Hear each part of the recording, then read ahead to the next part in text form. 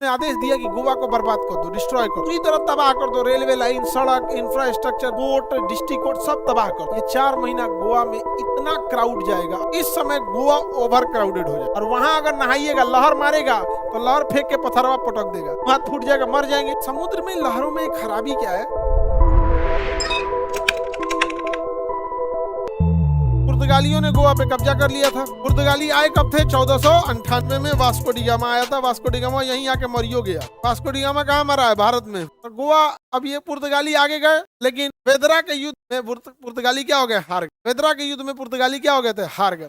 1759 वेदरा के युद्ध में पुर्तगाली हार गए थे। और पुर्तगालियों डच हारे थे, पुर्तगाली नहीं। वेदरा के युद्ध में कौन हारे? डच। पुर्तगालियों का विवाह हो गया था इंग्लैंड के राजा से, तो झगड़ा हो नहीं रहा था। तो पुर्तगाली म्यूचुअल अंडरस्टैंडिंग से इंडोनेशिया कब्जा कर लिया। सब पुर्तगाल वालों ने कहा कि हम इंडोनेशिया कब्जा कर देते, तो ब्रिटेन करा ठीक है हम भारत कब्जा कर। सबने पूरी दुनिया को कब्जा किया है, सब मार मार के पूरी दुनिया में राज। तो पुर्तगाली बस भारत में कहाँ रह गए? सब गोवा। आज भी गोवा में पुर्तगाली डिजाइन के घर, पुर्तगाली चर्च, वो भोजन, वैसे कुक, वो बहुत मिलेंगे सब पुर्तगाल टाइप का गोवा में। अब देश आजाद हो गया 1947। गोवा आजाद नहीं हुआ था। जवाहरलाल नेहरू गए, बोले तो पुर्तगाल बोला कि हम थोड़े आजाद किए हैं, आप किससे आजाद हुए हैं? ब्रिटेन से। तो जवाहरलाल नेहरू कहा कि अभी छोड़िए छोड़िए, अभी इसको बवाल करेगा ही, तो कभी कब्जिया लेंगे। जवाहरलाल नेहरू ने छोड़ दिया। 1961 ऑपरेशन विजय चलाया। ऑपरेशन एक्चुअल हुआ क्या था ना, कि गोवा सरकार को पता चल गया था पुर्तगालियों को कि भारत गोवा को अब रिकैप्चर करेगा। ने आदेश दिया कि गोवा को बर्बाद कर दो, डिस्ट्रॉय कर दो। गोवा को क्या कर दो? डिस्ट्रॉय, पूरी तरह तबाह कर दो। रेलवे लाइन, सड़क, infrastructure, building, district magistrate, SP office, police line, court, district court सब तबाह कर। भनक किसको लग गई? भारत ने पूरा यहाँ से नेवी लगा दिया, चारों ओर से आर्मी लगा दिया, ऊपर में एयरफोर्स लगा दिया। कहा कि जौन कुछ तांडव करेगा मुआ देंगे ही, समझ में आ गया कि नहीं? घेर दिया चारों ओर। कहा कि जा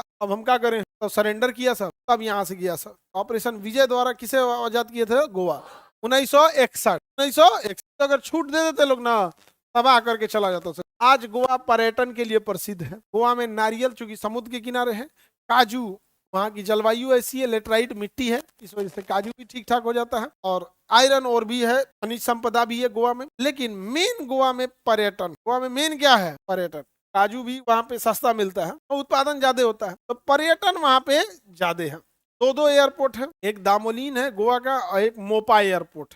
कौन सा एयरपोर्ट है? मोपा। तो एक एयरफोर्स का है जिसपे पब्लिक उतरती है, और एक पब्लिक के लिए बनाया गया मोपा एयरपोर्ट। एक साउथ गोवा में है, एक नॉर्थ गोवा में। इतना छोटा हाईवे है, 2 घंटा में साउथ से नॉर्थ हो जाता है। आबादी भी गोवा में क्या कम है, पर्यटक ज्यादा है। समुद्र के किनारे वाला कोई जगह अगर रहेगा वहां ठंड नहीं पड़ेगी। इसलिए नवंबर का महीना, नवंबर, दिसंबर, जनवरी, फरवरी, ये 4 महीना गोवा में इतना क्राउड जाएगा। अभी दिसंबर का महीना आ गया ना, सब लोग ठंड से कांपेंगे। तो जो जो घूमने वाले लोग, जो पैसे वाले हैं, जिनको घूमना फिरना है, कोई ठंडिया दिसंबर में शिमला जाएगा? मार देगा, ठंडा, निपट जाएंगे वहीं। तो भैया वहां के लोगों का हालत खराब हो जाता है दिसंबर में। तो अब वो कहाँ घूमने जाएगा जहाँ ठंड ना पड़े?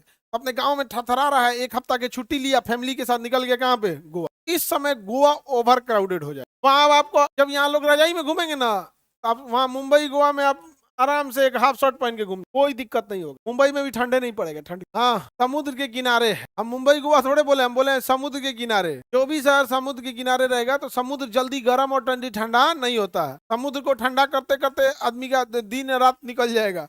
समुद्र न जल्दी ठंडा होगा न जल्दी गर्म होगा, तो वहां पे ठंडा का प्रभाव नहीं पड़ता है, समझना। कारगिल में भी ऑपरेशन विजय था, गोवा में भी विजय था। 1999 कारगिल में विजय ऑपरेशन था, 1961 गोवा में। पर्यटन इंडस्ट्री के लिए कौन जगह है? गोवा। वहाँ बीचेज है। बीच देखिएगा क्या होता है, समुद्र के किनारे पे पत्थर होते हैं। क्या होता है? और इतना भयंकर, इतना घिनौना पत्थर होगा ना, काला रंग का पत्थर होगा। कैसा?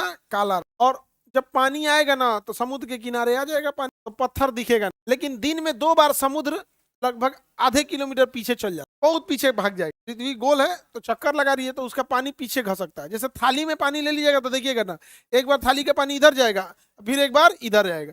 तो थाली छोटा है तो आपको दिख रहा है, पृथ्वी बहुत बड़ा है, उसका पानी एक बार इस साइड जाएगा, एक बार इस साइड आ जाएगा। पृथ्वी ऐसे घूम रही है, तो दिन में 2 बार उसका पानी पीछे चल जाता है। पत्थर वाला जगह पे घिनौना लगता है। अब पत्थर चूंकि दिन भर भीगा रहता है पानी में, तो फिसल जाएगा। और वहां अगर नहाइएगा, लहर मारेगा तो लहर फेंक के पत्थरवा पटक देगा, हाथ फूट जाएगा, मर जाएंगे। तो वहां आप नहा ही नहीं सकते हैं, वहां आप नहा नहीं सकते।